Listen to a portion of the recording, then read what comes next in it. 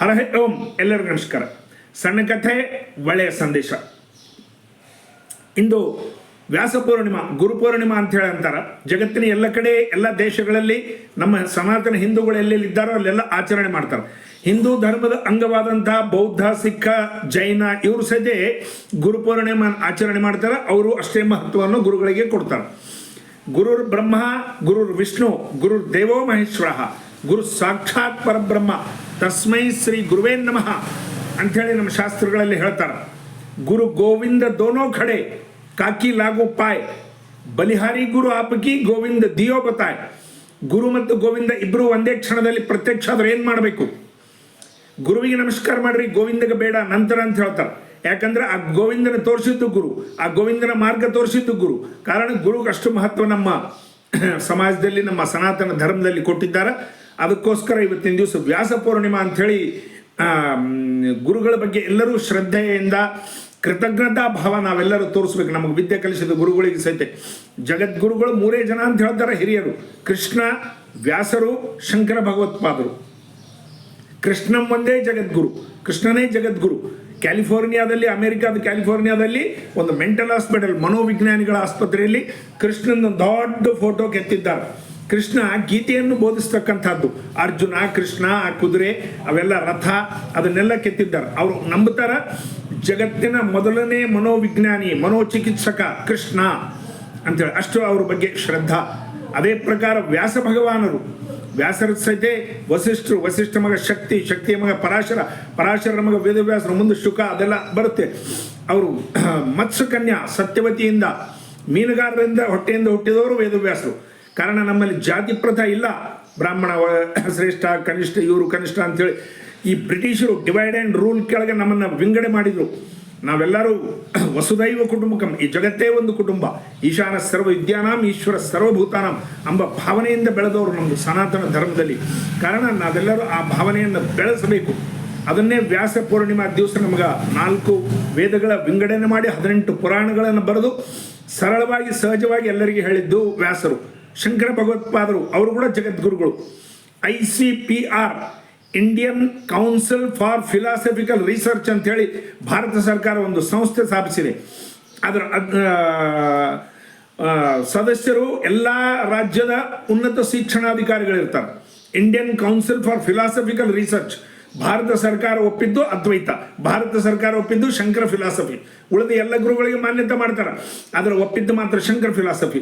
ರಾಮಕೃಷ್ಣ ಪರಮಹಂಸರು ಇದನ್ನೇ ಜಗನ್ನಾಥಪುರಿಯಿಂದ ಕಲಿತು, ಮಠದ ಶಂಕರ ಮಠದಿಂದ ಕಲಿತು ವಿವೇಕಾನಂದರಿಗೆ ಇದನ್ನು ಅದ್ವೈತ ಬೋಧಿಸಿದ್ರು. ಜಗತ್ತಿಗೆ ಅದ್ವೈತ ಬೋಧಿಸಿದ್ದು ವಿವೇಕಾನಂದರು. ಅದನ್ನೇ ಒಮ್ಮೆ ಮೋದಿಯವರು ಮಾತಾಡ್ತಾ ಹೇಳಿದರು, ಜಹಾ ದ್ವೈತ ನಹಿ ಹೈ ವಹಿ ಅದ್ವೈತ ಹೈ. ಎಲ್ಲಿ ದ್ವೈತ ಇಲ್ಲೋ ಅದೇ ಅದ್ವೈತ ಅಂತ ಹೇಳಿ ಅವ್ರು ಹೇಳಿದರು. ನಾವೆಲ್ಲರೂ ಒಂದೇ ಎಂಬ ಭಾವನೆ ಸಮಾಜದಲ್ಲಿ ಬೆಳೆಸಬೇಕು. ಅದೇ ನಮಗೆ ಅದ್ವೈತ ಹೇಳೋದು, ಅದೇ ಶಂಕರ ಭಗವತ್ಪಾದರು ಹೇಳಿದ್ದು. ಈ ನೋಡ್ರಿ, ಗುರುಗಳಿಗೆ ಮಹತ್ವ ಎಷ್ಟಿರ್ತದೆ, ಗುರುಗಳ ಶಕ್ತಿ ಎಷ್ಟಿರ್ತದೆ. ಇವರು 4 ಮಠಗಳನ್ನು ಸ್ಥಾಪನೆ ಮಾಡಿದರು, ಭಾರತದ 4 ಮೂಲೆಗಳ ತಿರುಗಿ. ಅವಾಗ ಒಮ್ಮೆ ಪಾರ್ಲಿಮೆಂಟ್ನಲ್ಲಿ ಡಿಸ್ಕವರಿ ಆಫ್ ಇಂಡಿಯಾ ಚರ್ಚೆ ನಡೆದಾಗ ನೆಹರು ಬರೆದ ಪುಸ್ತಕ, ಬ್ರಿಟಿಷರು ಈ ದೇಶನ ಒಂದು ಮಾಡಿದ್ರು ಅಂತ ಹೇಳಿದ್ರೆ ಲಾಲ್ ಕೃಷ್ಣ ಅಡ್ವಾಣಿ ಅವರು ಇಲ್ಲ ಶಂಕರ ಭಗವತ್ಪಾದರು 1200 ವರ್ಷದ ಕೆಳಗೆ 4 ಮಠಗಳನ್ನು ಸ್ಥಾಪನೆ ಮಾಡಿ ಅಖಂಡ ಭಾರತದ ಕಲ್ಪನೆ ಕೊಟ್ಟರು ಶಂಕರರು ಅಂತೇಳಿ ಹೇಳಿದರು. ನೋಡ್ರಿ ಎಷ್ಟು ನಮ್ಮ ಗುರುಗಳಿಗೆ ಮಹತ್ವ ಇದೆ. ಎಲ್ಲ ಗುರುಗಳಿಗೆ ನಾವು ಮಾನ್ಯತೆ ಕೊಡಬೇಕು. ಅದೇ ಪ್ರಕಾರ ಸಾಮಾನ್ಯವಾಗಿ ಇವತ್ತಿನ ಜನರ ಸಹಿತ ಗುರುಗಳ ಬಗ್ಗೆ ಇರ್ತಕ್ಕಂಥ ಸಣ್ಣ 2 ಉದಾಹರಣೆಗಳನ್ನು ಹೇಳ್ತೀನಿ. ಒಮ್ಮೆ VP ಸಿಂಗ್ ಪ್ರಧಾನಮಂತ್ರಿಗಳು, ಮುರಳಿ ಮನೋಹರ್ ಜೋಶಿ ಸಾಮಾನ್ಯ MP ಗಳಿದ್ದರು. ಅವ್ರೇನು ಮಿನಿಸ್ಟರ್ ಏನೂ ಇದ್ದಿದ್ದಿಲ್ಲ, ಅವ್ರ ಸರ್ಕಾರ ಇತ್ತು. ಮಾತಾಡ್ತಾ ಪಾರ್ಲಿಮೆಂಟ್ನಲ್ಲಿ ಹೇಳಿದ್ರು, VP ಸಿಂಗ್ನ ಕಡೆ ಕೈ ತೋರಿಸಿ ಮುರಳಿ ಮನೋಹರ್ ಜೋಶಿ ಹೇಳ್ತಾರೆ, ಐಸಾ ನಾಲಾಯಕ್ ಪ್ರಧಾನಮಂತ್ರಿ ಮೈ ಆಜ್ ತಕ್ ನಹೀ ದೇಖಾ.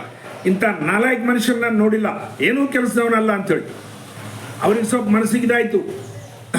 ಲಂಚ್ ಅವರ್ಸ್ನಾಗ ಅವ್ರ MP ಗಳು ಹೇಳಿದ್ರು ಅಂತ VP ಸಿಂಗ್, ನೀವು ಕಂಪ್ಲೇಂಟ್ ಮಾಡಿರಿ, ಸಸ್ಪೆಂಡ್ ಆಗಿ ಹೋಗ್ತಾರೆ. ನಿಮ್ಮ ಪ್ರಧಾನಮಂತ್ರಿಗಳನ್ನು ನಾಲಾಯಕ್ ಅಂದಾತ ಮುರಳಿ ಮನೋಹರ್ ಜೋಶಿ. ಅವ್ರು ಮಾಮೂಲಿ MP ಈಗ ಮಾತಾಡಬೇಕಾ ಅಂತ ಹೇಳಿದ್ರು. ಆವಾಗ ಅವ್ರು VP ಸಿಂಗ್ ಹೇಳ್ತಾರೆ, ಅವರು ನನ್ನ ಬೈಯುವಾಗ, ಅವರು ನನ್ನೆಲ್ಲ ಗದರಿಸುವಾಗ ನಾನು ಅವ್ರ ಕಾಲ್ ಕಡೆ ನೋಡ್ತಿದ್ದೆ, ಅವರ ಮುಖದ ಕಡೆ ಕಣ್ಣೆತ್ತಿ ನೋಡೋ ಧೈರ್ಯ ಸಹಿತ ನನಗಾಗಿಲ್ಲ. ಯಾಕಂದ್ರೆ ನನಗೆ ಅಲಹಾಬಾದ್ನಲ್ಲಿ ಅವರು ನಮ್ಮ ಪ್ರೊಫೆಸರ್ ಫಿಸಿಕ್ಸ್ ಕಲಿಸಿದವರು ನನಗೆ. ಕಾರಣ ಏನಪ್ಪ ಅಂದರೆ ನಮ್ಮ ಗುರುಗಳಿಗೆ ನಾನು ಕಣ್ಣಲ್ಲಿ ಕಣ್ಣು ಹಾಕಿ ನೋಡೋಷ್ಟು ಸಹಿತ ನನಗಿಲ್ಲ ಅಂಥೇಳಿ. ನೋಡ್ರಿ ಎಷ್ಟು ಅದಕ್ಕೆ ಮಹತ್ವ ಇದೆ. ಅದೇ ಪ್ರಕಾರ ಶಂಕರದಯಾಳ ಶರ್ಮಾ ರಾಷ್ಟ್ರಪತಿ ಒಮಾನ್ ದೇಶಕ್ಕೆ ಹೋಗಿದ್ರು. ಅಲ್ಲಿ ಹೋದಾಗ ಅಲ್ಲಿ ಮುಸ್ಲಿಂ ರಾಜ ಡ್ರೈವರ್ನ ಇಳಿಸಿ ಕಾರ್ ತಾನೇ ಡ್ರೈವ್ ಮಾಡ್ತಾ ಏರ್ಪೋರ್ಟಿಗೆ ಬಂದ. ಶಂಕರದಯಾಳ್ ಶರ್ಮಾ ಅವ್ರನ್ನ ಕೂಡಿಸ್ಕೊಂಡ, ನಮ್ಮ ರಾಷ್ಟ್ರಪತಿ ಅವ್ರನ್ನ ತನ್ನ ದೇಶದ ಅತಿಥಿ ಗೃಹ ಕರ್ಕೊಂಡು ಹೋದ. ಅಲ್ಲಿ ಸಾಷ್ಟಾಂಗ ಕಾಲಿಗೆ ನಮಸ್ಕಾರ ಮಾಡಿದ.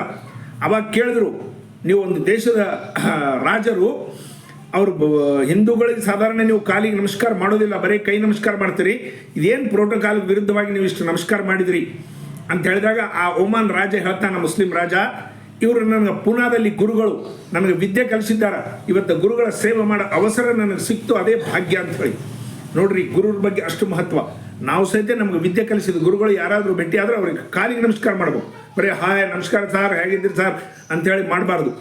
ತಲೆ ಬಗ್ಗೆ ಬಜಾರ್ನಲ್ಲಿ ಕಲ್ತರು ಕೂಡ ತಲೆ ಬಗ್ಗೆ ಕಾಲು ಮುಟ್ಟಿ ನಮಸ್ಕಾರ ಮಾಡ್ಬೇಕು. ಈ ಸಂಸ್ಕಾರ ನಮ್ಮದು ಬಗ್ತಕ್ಕಂಥದ್ದು ಅಹಂಕಾರ ಕಮ್ಮಿ ಮಾಡ್ತದೆ. ನಾವೆಲ್ಲರೂ ಆ ರೀತಿ ಅಭ್ಯಾಸ ಮಾಡಬೇಕು. ನಮ್ಮ ಮಕ್ಕಳಿಗೆ ಸಹಿತ ಈ ವಿಷಯವನ್ನು ಹೇಳಬೇಕು. ಸಾಧಾರಣವಾಗಿ ಗುರುಗಳ ಬಗ್ಗೆ ನಾವು ಈ ಒಂದು ಶ್ರದ್ಧೆ ಇಟ್ಕೋಬೇಕು. ಅದೇನೇ ಸರ್ವೇಪಲ್ಲಿ ರಾಧಾಕೃಷ್ಣನ್ ಅವ್ರದ್ದು ಟೀಚರ್ಸ್ ಡೇ ಮಾಡಿದ್ದು. ಅವರು ಸಹಿತ ಮಹಾನ್ ಮೇಧಾವಿಗಳು. ಅವರೊಮ್ಮೆ ಇಂಗ್ಲೆಂಡ್ನಲ್ಲಿ ಮಾತಾಡ್ತಾ ಇಂಗ್ಲೀಷ್ ಬ್ರಿಟಿಷರ ಪಾರ್ಲಿಮೆಂಟ್ನಲ್ಲಿ ಮಾತಾಡೋಕಲ್ಕ ಅವರು MP ಎದ್ದಿಂತ ಹೇಳ್ದ, ಇವ್ರು ಮಾತಾಡ್ತಿದ್ರು, ಸರ್ವೇಪಲ್ಲಿ ರಾಧಾಕೃಷ್ಣನ್ ಅವರೇ, ನಿಮ್ಮ ಇಂಗ್ಲೀಷ್ ನಮಗೆ ಅರ್ಥ ಆಗೋಲ್ದು, ಸ್ವಲ್ಪ ಅದನ್ನು ಕಮ್ಮಿ ಮಾಡ್ರಿ ಅಂತ ಹೇಳಿ. ನೋಡ್ರಿ, ಇಂಗ್ಲೀಷ್ ಅರ್ಥ ಆಗ್ಲಾರ್ದಕ್ಕ ಹೇಳ್ತಕ್ಕಂಥ ಶಕ್ತಿ ನಮ್ಮ ಗುರುಗಳಲ್ಲಿತ್ತು. ಆ ರೀತಿ ಅವರು ಸರ್ವೇಪಲ್ಲಿ ರಾಧಾಕೃಷ್ಣನ್ ಇದ್ರು. ಎಂಥ ಮಹಾನ್ ವ್ಯಕ್ತಿಗಳು. ಅದಕ್ಕಾಗಿ ನಮ್ಮ ದೇಶ ಇವತ್ತಿನ ದಿವಸ ಟೀಚರ್ಸ್ ಡೇ ಮಾಡ್ತದೆ. ನಾವು ಅವ್ರಿಗೆಲ್ಲರಿಗೆ ಕಾಲಿಗೆ ನಮಸ್ಕಾರ ಮಾಡಬೇಕು. ನಮ್ಮ ಮಕ್ಕಳಿಗೆ ಸಂಸ್ಕಾರ ಕೊಡಬೇಕು. ನಾವು ಸಹಿತ ಹಿರಿಯರಿಗೆ, ಗುರುಗಳಿಗೆ 4 ಋಣಗಳಿರ್ತಾವೆ: ಮಾತೃಋಣ, ಪಿತೃಋಣ, ಸಮಾಜ ಋಣ, ಋಷಿ ಋಣ. ಇವು 4 ಋಣಗಳನ್ನ ತೋರಿಸ್ಕೊಂಡು ನಾವು ಹೋಗ್ಬೇಕು. ಮಾತೃಋಣ ತೀರ್ಸ್ಲಿಕ್ಕೆ ಸಾಧ್ಯ ಇಲ್ಲ, ಪಿತೃ